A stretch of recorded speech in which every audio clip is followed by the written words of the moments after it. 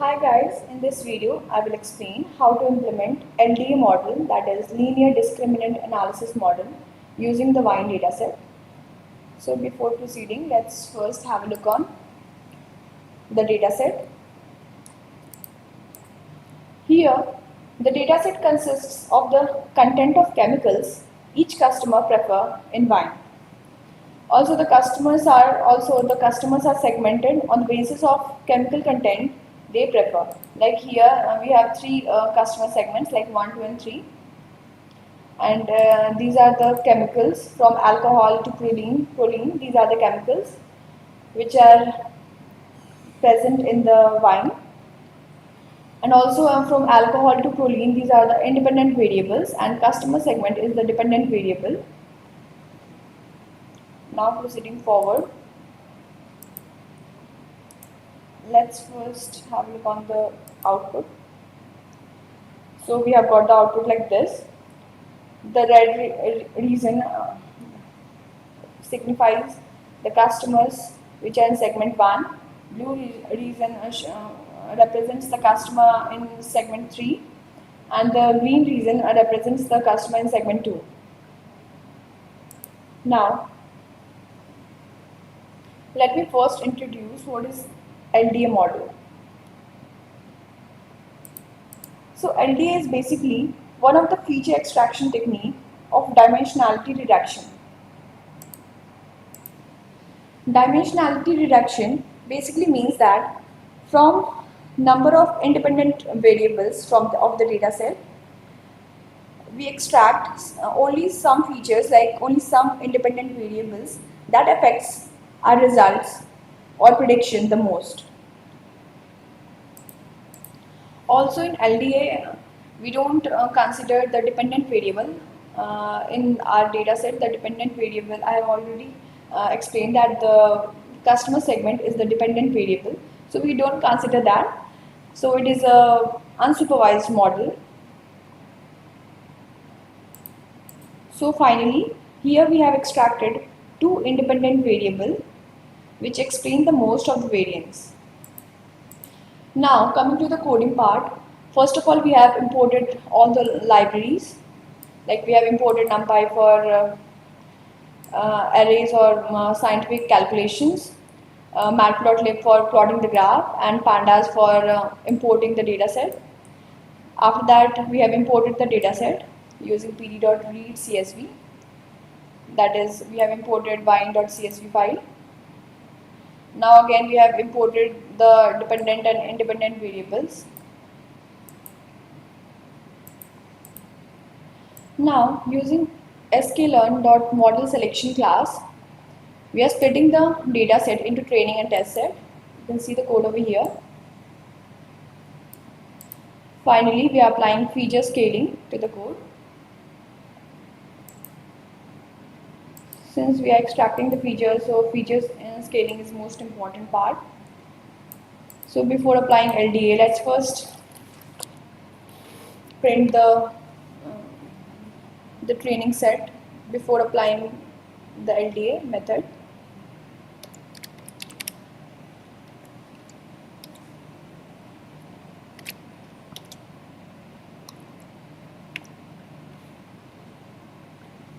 So now after running this code, let's just see the output. So like this we have applied feature scaling. You can see the output over here. So this is the training set.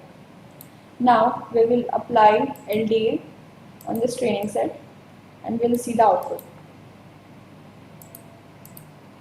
So we have imported sklearn.discriminant analysis class to import for LDA. Now after applying LDA, we'll print this variable xtrain and you'll see the output.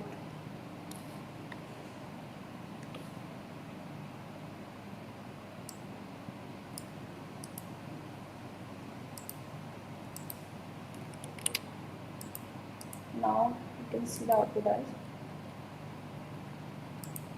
here. The output is here. Since we have extracted only two independent variables, that's why we are getting the output like this.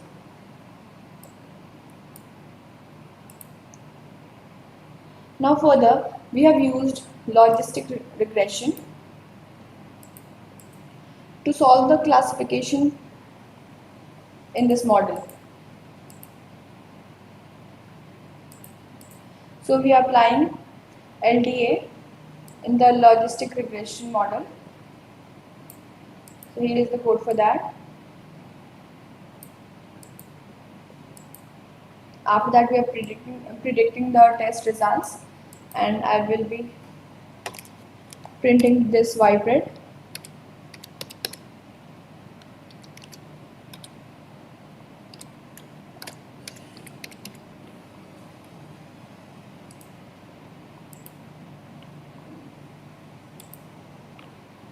So finally, we have got the result like this. Since we have segmented the customers into 1, 2, and 3, so this is the prediction which we have got: customer 1, customer segment 3, and customer segment 2. So after that, we are making the confusion matrix. So let me print this as well, this CM variable.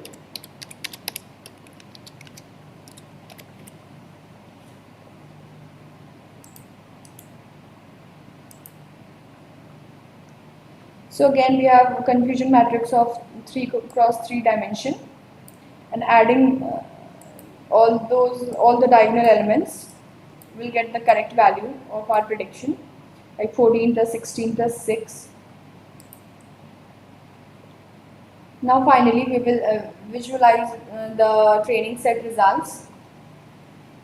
So I have already shown you the graph. Like you can see the graph here. This is for the training set. Since we have used 3 colors, so here I have written in the code like 3 colors is blue, green, and red. And we have shown the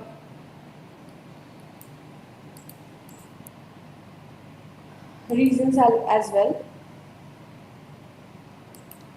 So finally, coming to the test set results. This is similar to the training set results. So let me show you the result for the test set.